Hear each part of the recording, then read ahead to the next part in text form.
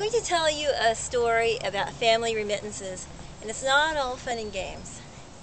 The truth is that entire villages in, say, former Soviet Union and in places where there were situations of civil war are actually kept alive by the money that people send who are working here from that country, and they go back home, or they send the money back to their relatives at home. And there have been a lot of people who said, well, that's a really good strategy for economic development. It really isn't.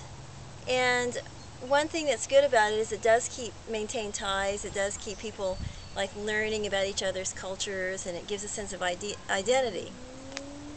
But the question is, for those towns receiving the finances, it doesn't necessarily get invested into things that lead to sustainable growth and development. So what happens is that people kind of use the money just for basic living expenses, or more likely they use it for building an addition to the house and for weddings, etc.